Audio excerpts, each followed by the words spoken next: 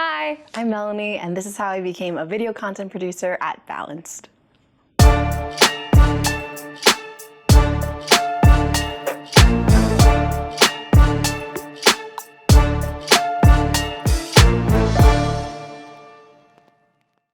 Welcome to the Story Points Podcast. I'm Roger, your host, and we're back today with another episode for our series, How I Became. And with us today is Melanie. Melanie, do you mind introducing yourself to the audience? Hi, I'm Melanie. I'm currently a video content producer at Balanced. And so I manage a lot of the producing, filming, editing, and then I've also been working on some marketing content. And I edit that a little bit as well. So yeah, we met at Balanced, almost a year now. Almost a year. I just reached my first 1 year as an intern. How was that? It was good. Yeah. They treated me to steak.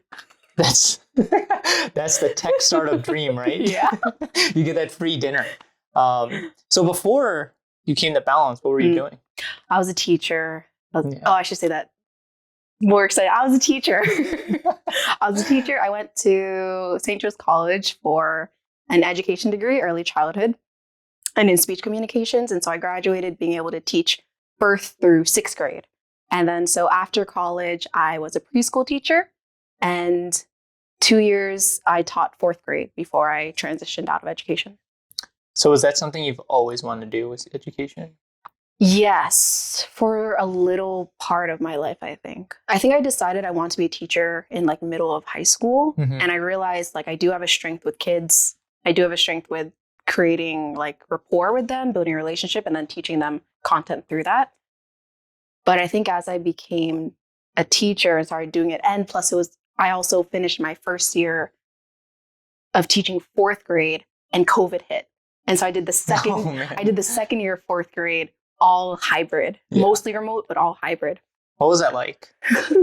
What was it like? Tears. Figuring out Zoom, and then you have 4th graders and then their parents. Yeah. It was tough. I mean, my school community is really, really good. Yeah. And the parents respect us. And so getting them on board with what I was actually teaching the kids was all fine. There wasn't any problems. It was just the day-to-day of actual sitting at your desk for 8 hours with kids and not being able to interact with them physically, but having to engage with them just virtually through a screen. Yeah, through the screen, yeah. So I think by the end of the year, it got a little emotionally draining. Mm-hmm. And sometimes I just felt like I couldn't give my best self to the kids as much. And so also, I guess the lifestyle of a teacher, you go in knowing that there is work to always be taken home as well, because you have to grade, you have to build out your curriculum, you have to plan out your lessons. So one of my friends is a teacher, and I didn't know that you build the curriculum pretty much that summer. Yeah. So I think what he told me is when he started teaching high school, he had to build the curriculum for that freshman year. But then after that, he can recycle it. Yeah. But then if you change grades, then you have to build it again. Yeah. I didn't know that. I thought the school just gives you hey, you're going to do math at 9 a.m. and then you're going to do science at 10 and so on. Yeah. I mean, it depends.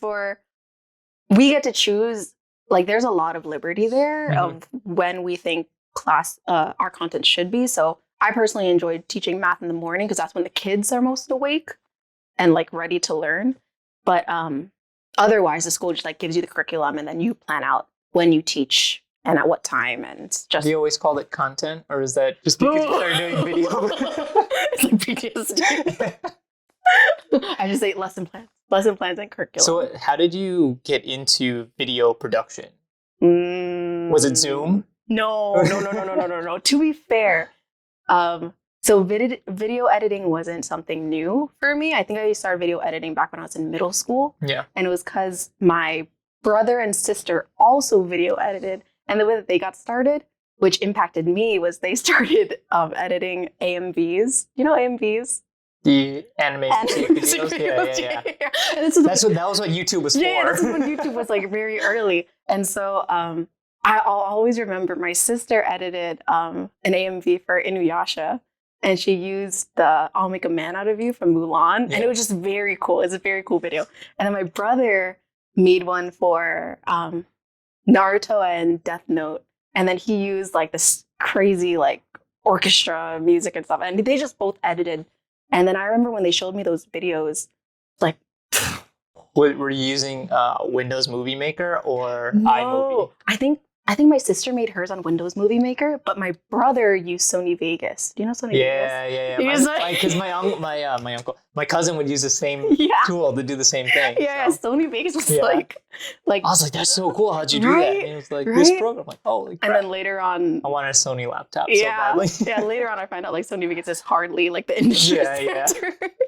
But it's like sometimes the easiest to pirate and also like download. So yeah, so they edited a lot, and my brother edited more in high school, and he would share with me like his little vlogs that he would make with his friends. And so that kind of inspired me. But what got me into it more was not AMVs, but you know MMVs? No. Did you play MapleStory? Do you know MapleStory? No, I'm too old for that. No, my brother. No, I really don't know what it is. I just don't know what it is. MapleStory is like this like RPG game. Yeah. And like you get to create characters, and they could be like magician, warrior, archer, things like that. And with MapleStory, there's also this huge community online on YouTube that would create MapleStory music videos, and they'd be able to like download different facial features of the characters, different movements, and then piece it all together in a video. And I thought it was so cool. And so I made a bunch of MapleStory music videos with my friends. And I think that's what really got me on like that video editing high. Yeah. And then like that just like continued on until middle school and high school. So was it just the video editing part of it, or was it kind of creating the content that got you interested? Because I can see people who are like, I want to create these ideas, but they don't necessarily want to do that. The editing work? Yeah. That's a lot. I think it was really the editing. I liked the editing portion of it. Yeah. So like post-production, I think was my favorite part of all of it. Because that's when it actually just comes together. Yeah, because for me, even just doing this, I'm like, I don't know how to get this shot. And it never comes out like it is in my head. And I'm like, I could just, if someone just gave it to me, I could make it look the way I want it to look. So I feel you on that. Yeah. So what got you to balance? Like, how did you find balance? What's that story like? So I was, when was it? It might have been April or May. And I remember I tell Kelly and Katie this all the time, that I was in my classroom at the time, and it was lunchtime. Yeah. And it was indoor recess, which meant I think it was raining that day.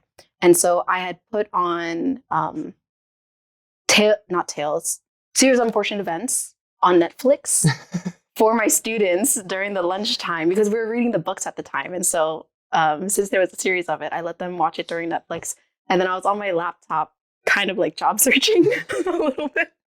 And so I remember talking to someone I had networked with on LinkedIn, and she suggested Angel.co, because I had shared with her that I was thinking of transitioning out of teaching.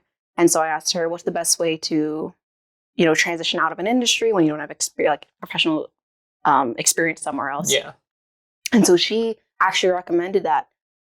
She did the same thing, not necessarily with teaching, but she did the same thing of transitioning by working at a startup, because they say like you wear so many hats, you do so many things, you're able to work on so many different projects without having to like stick to one.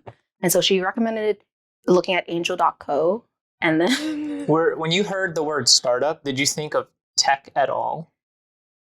No. You just thought like there's a brand new company starting from ground zero. Okay. Yeah. I never heard the term startup until I got into tech. And I was like, yeah. What? I don't Other industries you start, I'm like, I guess that makes sense. Like it's not just a tech word. I think when I applied to Balance, I think I didn't know what the term startup was, but I know in the job listing that Kelly made, it said, we're a brand new company, and so we'll build it alongside of you. Yeah. I think that's all I knew about where Balance was as a company. Yeah. So then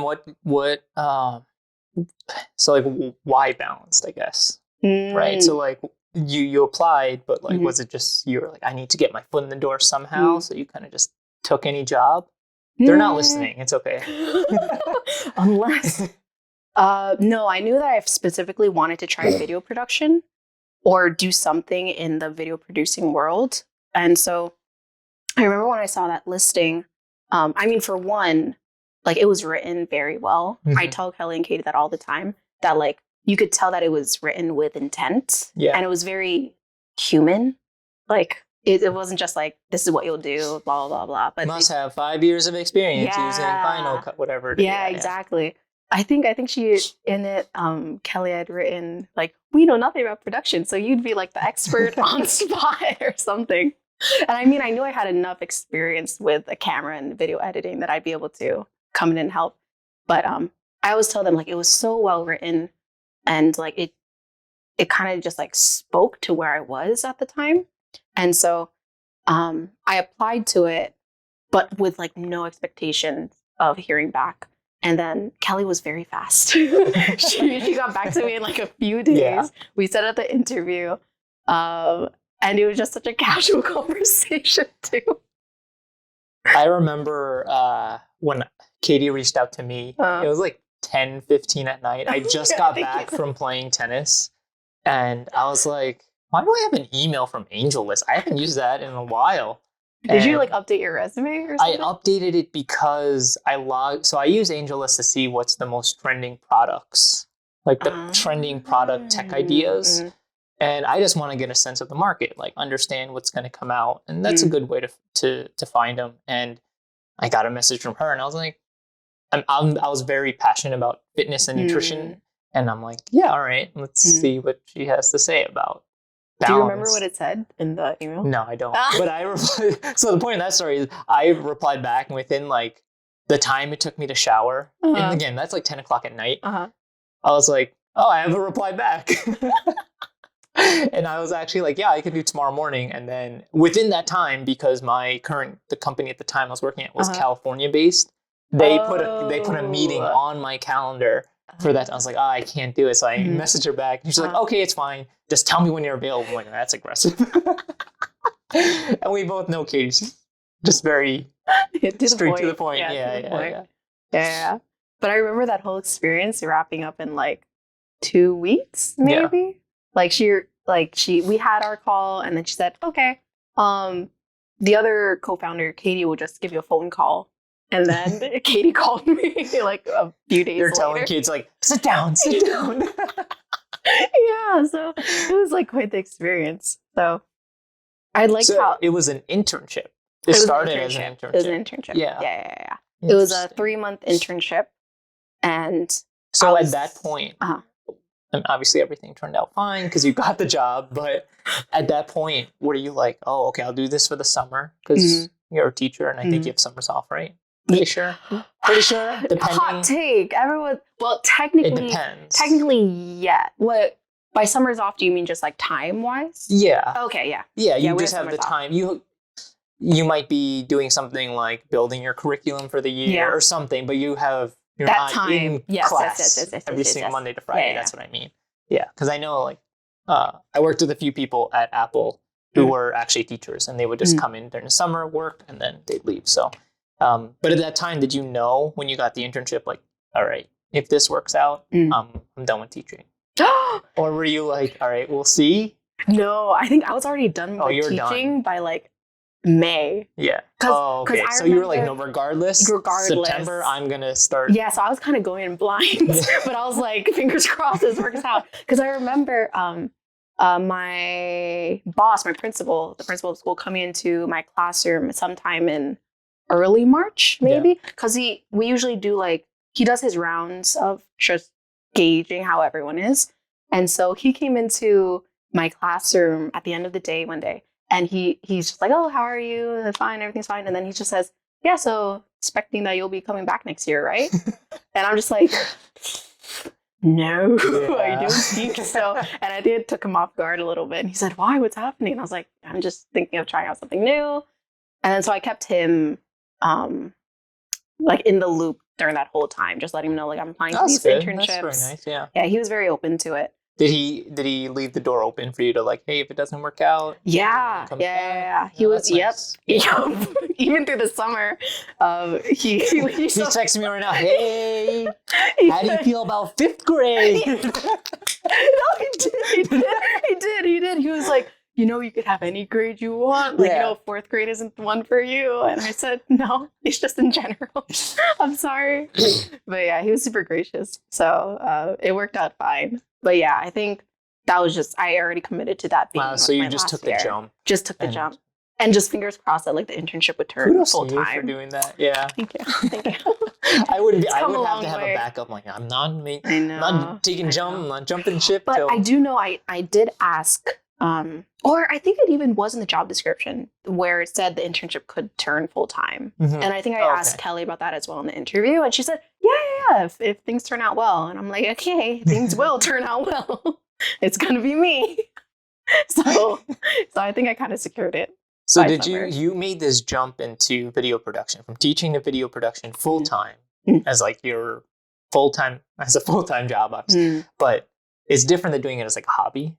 Yeah. Right. So, you can do it as a hobby. You can go into waves of inspiration. Yeah. So did you ever feel any kind of imposter syndrome doing like as the summer went on or even till now? Yes. Even today. Yeah. Yeah, definitely. Because I know that I can edit videos and I think I can do them well.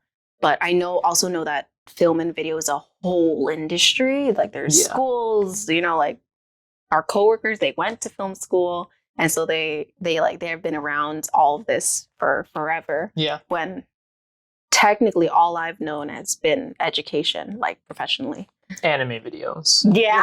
Maple Story videos. But it's similar to people who come from boot camps, right? Coding boot camps who do it for 3 months. They work their ass off to figure it all out. And then they're into this job pool of people like me who went to school for it. So I can imagine how daunting that would be. I mean, like when I went to school, it was very loose because it was a math computer science degree. Oh, okay. So I still felt the same way of like, I don't know if I can do this. Like I feel like school did not prepare me at all. Oh, really? So I was like, I don't know if I can do this. So that was why I was like so hesitant. I'm glad I took the jump to do it. Do you think boot camps nowadays prepare you just as well as school would?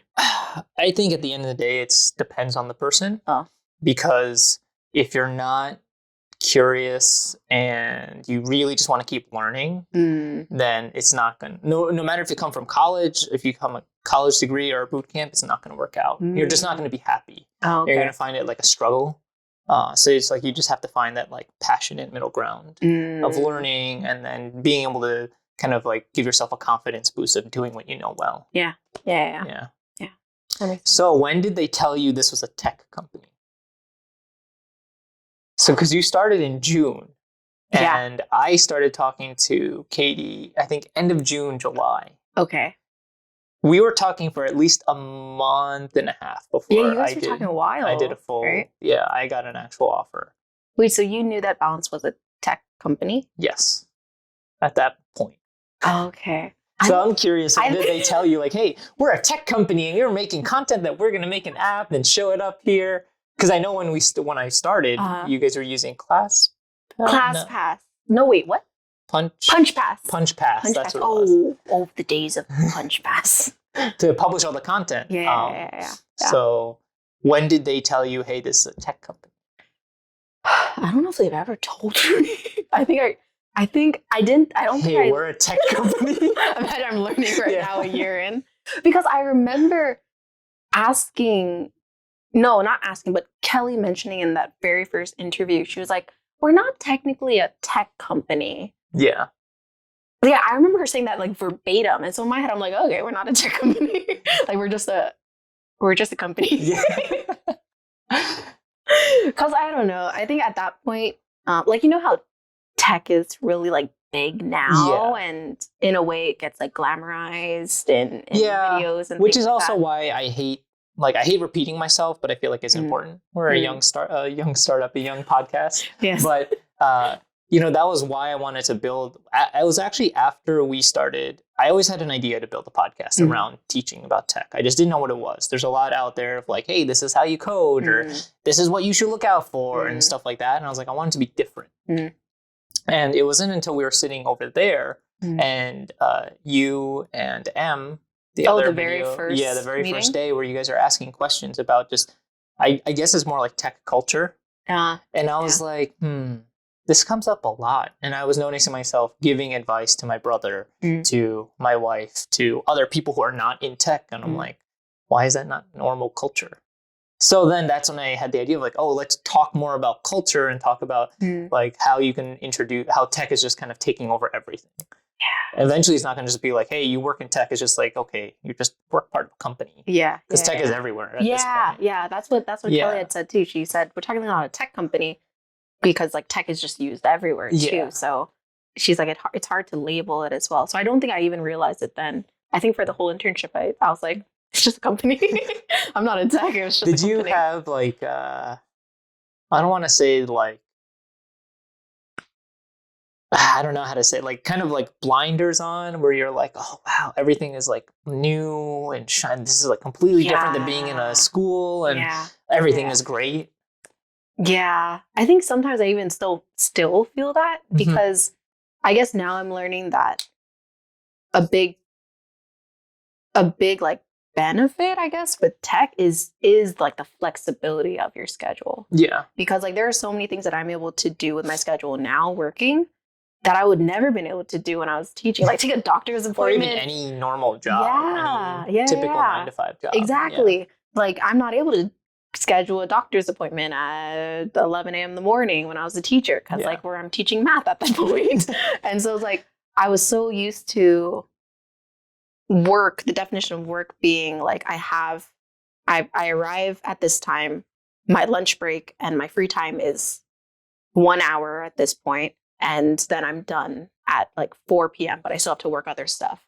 So like sometimes tech still blows my mind a little bit with the flexibility of it. Yeah. And now having been working here for the past year, and I talk to my other friends who are not in tech, like for example, like Wei is, shout out Wei. He works at an agency where his hours are just like insane. And like sometimes he works over his lunch break and he's not really done until like 6 p.m. And like that kind of blows my mind some too, where I think like, how is it possible for you to work for this many hours and not have a break? And so like tech still feels very, very new to me. And I think that there's a lot more to tech. And like I experience what it is right now because we're a young company and like we're starting out here. If you were at, I don't know, any other company that wasn't a startup as young as us, I don't know if we would ever interact as much as we do. Yeah. So how did you feel like when myself, Jamal, I think, those were the only other 2 people that started with us on the very first day. Yeah. Right. So how did you feel like coming in and then it was like, whoa, new faces. And then we sat in the room over there for at the like table, hours just talking about, okay, tech culture. And how did that feel like hearing about all that? Like it was very exciting, but I also remember feeling really nervous because you know, like you start a new job and you just have to talk to so many more new people. Yeah. Like you're not comfortable anymore. So I remember maybe like half of it, I had no idea what you guys were talking about. Like you guys would use the language like product and engineering, and buzzword. Yeah, jargon. That's something I remember. The jargon. Yeah. Which is, there's good jargon, but then there's also just like industry jargon. And so I remember, and I think Em also shared this feeling with me too, where we both just had to get used to brand new language that we've just never used or heard before. I tried to explain when I realized that like both of you have never heard those terms before, which again, no fault to both of you. I always tried to explain like what they meant or try not to just say like the acronym. Right. We're not doing that. I know exactly what that feels like where you nod your head because you're like, I don't want to sound like an idiot in front of like 6 people. And this is my boss now who hired me. Like this has to get me by EOD. EOW, different. I'm like, what? Gosh. Yeah, so a lot of learning. I remember, like everything just felt shiny and new at that point. Yeah, which was good. I enjoyed it. Yeah. So one of the reasons I thought you are a great guest for this series is because you transferred from teaching, which depending on where you are, is not a tech field or at least a tech organization to something like Balanced of what you're doing now. Do you have any advice for anyone who wants to kind of, even if you're going into tech, just go from one career to another? Oh, yeah. I know that I really had to up my LinkedIn game. Like, to be fair, unless I was in a bubble back at school, but like with me and all my child study, like that's the name of the major for education back at St. Joe's.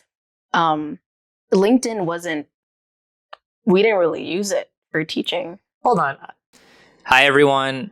I just want to take a moment from the episode just to remind all of you to please like, subscribe, comment, and leave us a review. We're on all streaming platforms, Spotify, Apple Podcasts, Google Podcasts, and now in video format on YouTube. You can find us under Story Points, Stories About Engineering. And of course, follow our social media where you can catch all of the latest news, all the latest episode drops, story_points. We're on Instagram, TikTok, and Twitter, mostly Instagram.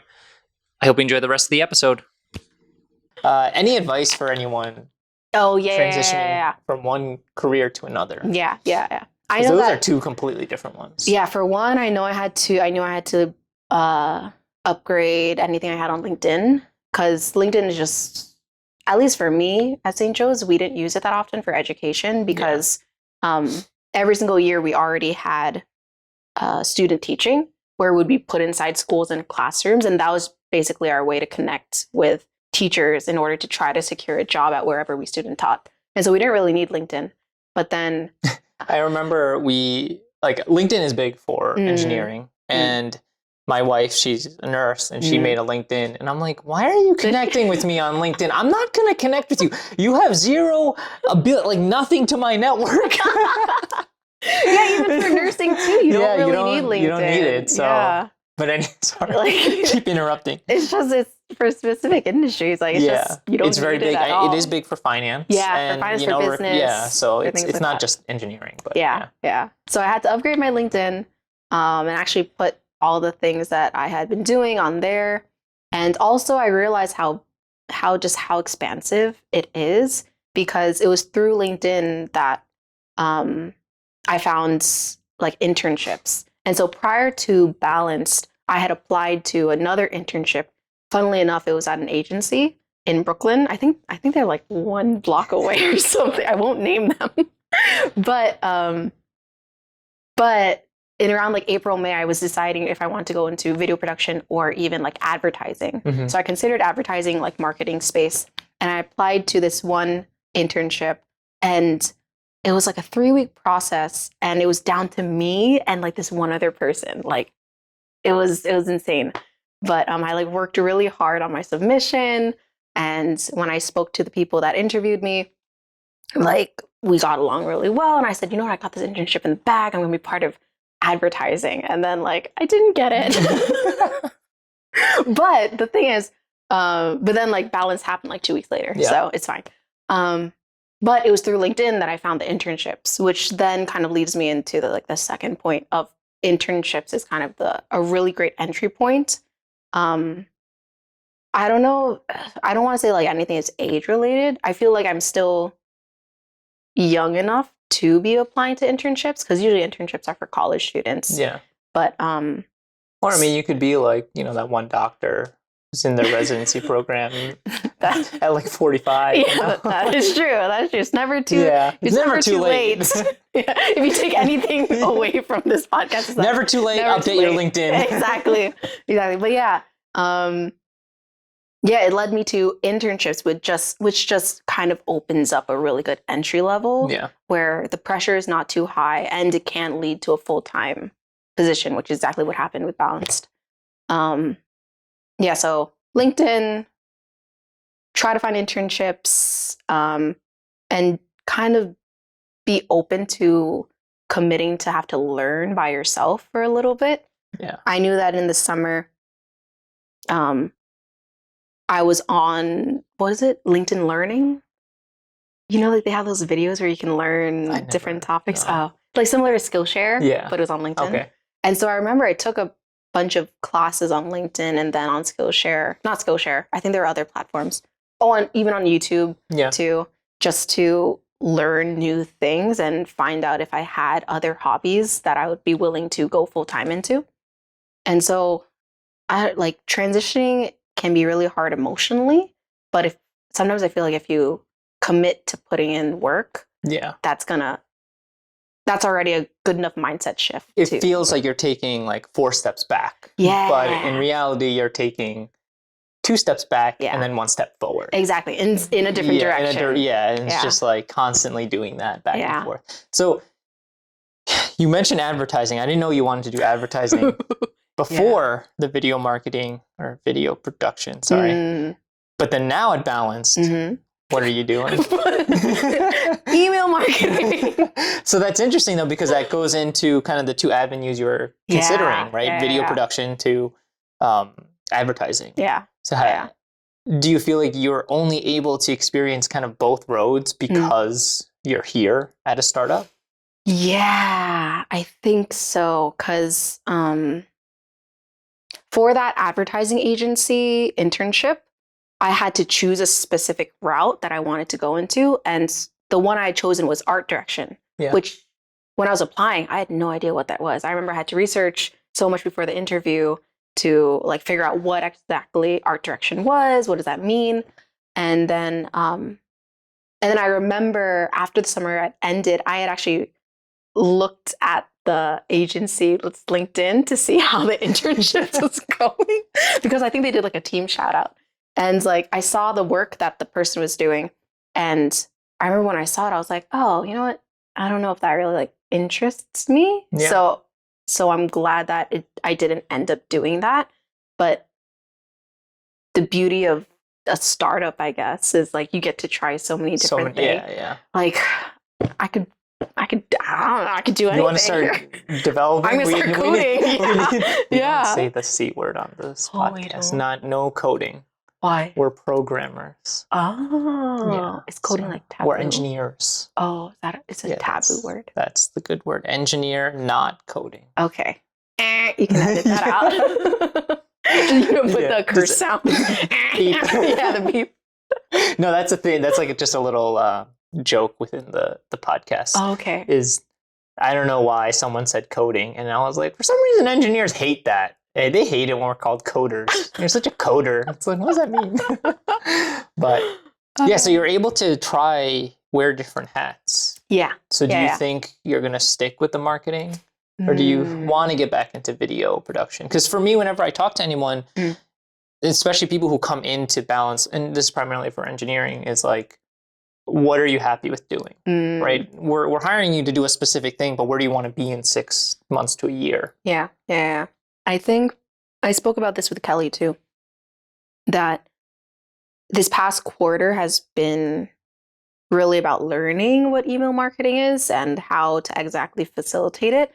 And I'm having a really fun time learning about it. And I can imagine myself next quarter still learning more and then figuring out a way to make it more of like maintenance versus having to restructure everything from the very beginning. But so making it reusable. Yeah, making it reusable. Like sounds like what it's like to be a developer. Oh, really?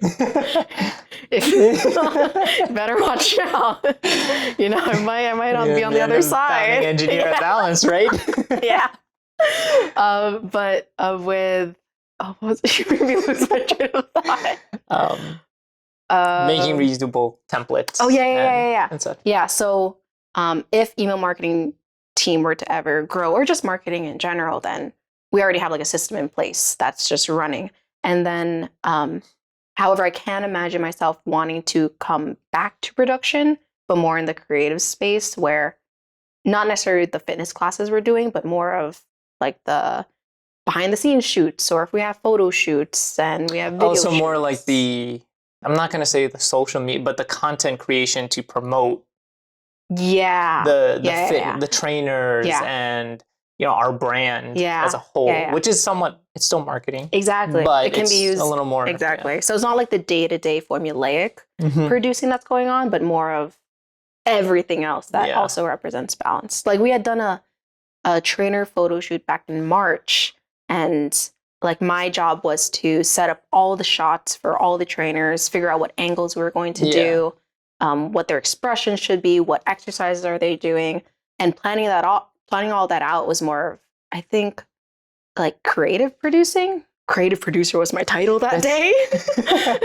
So like that was very exciting. Like if it's that kind of stuff, I enjoy doing that. And I guess if in the future we have commercials and kind of like ads, like I'd love to be part of that kind of process. So I feel like I can go back and forth, but I guess just learning more about each part of the company has been really rewarding. So one of the last questions I want to ask is, do you feel like you have a mentor here? Ooh. Like a official? Maybe not an official, but someone that you kind of lean on to give you advice on whatever you're doing. Yes. Whatever you're working on. I would say for me. And how'd you build that relationship with said person? You don't have to say their name if you don't want to. So my mentor is it's me. this person. I would say yes, because I trust in like a few people that I have to reach out to whenever I need feedback or reviews on things. I trust who I go to, which I guess that kind of makes them a mentor in what I'm doing. Like for marketing, I go to. It's okay. You don't have to say that. Okay. For marketing, I go to a specific person. For feedback on my designs, I go to like 2 specific people. Yeah. And then So you would say it almost depends on the scenario and almost like who's the subject matter expert. Yeah. And if I have like questions overall about, say, like tech or company, I know who to go to for that. And so even though they're not official mentors, I still am able to know that they have so much more knowledge in something than I do. And then building the rapport with them first, whether that's through work or just in general, getting to know them, I find like that helps the most in building the mentor relationship. And to wrap up, last question now is, how'd you get over your imposter syndrome of switching careers and kind of, you went 3 different careers at this point. You went from teacher to video production to marketing. So how do you kind of like get over, because that can be overwhelming of like, you hit a problem, you're like, I don't know what the hell I'm doing. How do you kind of get over that feeling? I don't think it's something you get over. Yeah. I think it's something that keeps happening over and over and over again, but that's not a bad thing either. Because I think it checks your ego. Yeah, it checks your ego, and it also it humbles you. Yeah. Because you're allowing yourself to say, I don't know everything about this. And so there's so much more to, what's that quote? The more you know, the more you find out how much you don't know, or something. Yes. There's no such things as losses, just learns. Is that what you're trying to say? I think yes, but that sounded lamer. No, but yeah, I think rather, because I still know for sure I still struggle with imposter syndrome, but I have to kind of just shift the language of it, of like, is it actually imposter syndrome, or is it just me still learning and being able to understand that I'm in a place where I can still learn from so many people around me who know so much more about this subject. And so I think when the language is flipped on its head like that, then it becomes something that's less intimidating to approach. That's I never thought of it that way. I always thought of it as like, hey, you're still learning. Yeah. Right? Yeah, because I remember do you know Wong Fu? Yeah. On YouTube? Yeah. So shout out Wong Fu Productions. Love Wong Fu. Sad Panda.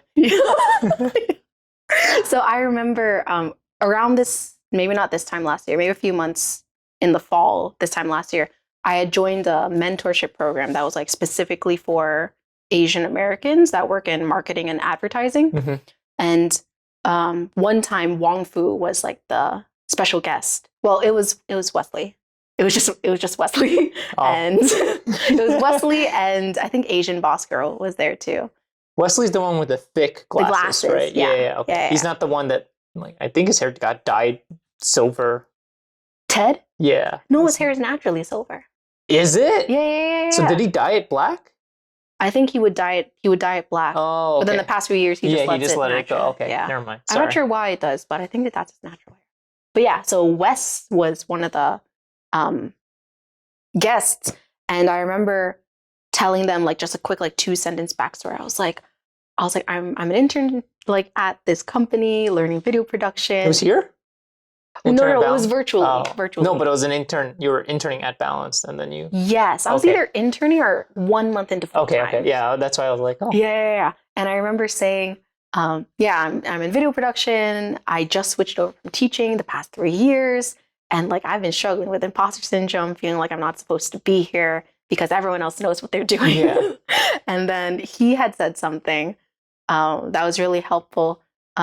He said, rather than viewing it as imposter syndrome, you have the opportunity to actually instead say that you just offer a different perspective on like products or whatever it is that you're offering to your members, to your members. And he said, you only like really do a disservice to yourself when you tell yourself you're just an imposter. And so when he said you shift your perspective, you realize that you're there because you're qualified, you were chosen by people who believe in your abilities to learn and to provide value. He explained it. He says it way better. I'm like, they hired you for a reason. Exactly. that's just what I got out of it. They hired you for a reason, and you're worth like being there. And like it was really great being able to hear him say it because like they've just always done video production, and they've always shared their stories about how they've. And then for us, we're both Filipino. It's inspiring to see someone who looks like us doing it. Because I know I always looked down, I was like, man, this is so creative stuff. Like I want to do it, but I didn't have enough drive to do it, to like be that committed. Yeah. So I'm like, yeah. So I'll just buy a plushie and support them. Or visit their cafe in California. Yeah, but it was really encouraging. And so I think that's something I still have to tell myself now. Yeah. Like, especially even when I'm doing email marketing, I only really learned it these past few months, this past quarter. And so I still have to do my due diligence of figuring out what email marketing is and then learning from the people above me and then becoming better that way. Wow. Well, that was great. Thanks. Thank you, Melanie, for joining us today on our series, How I Became. I hope all of you got some great insight on conquering imposter syndrome, to finding a mentor, and kind of taking that jump into the career and field you would like. So that was said really well. Thank you, everyone, for listening. Take care. Bye.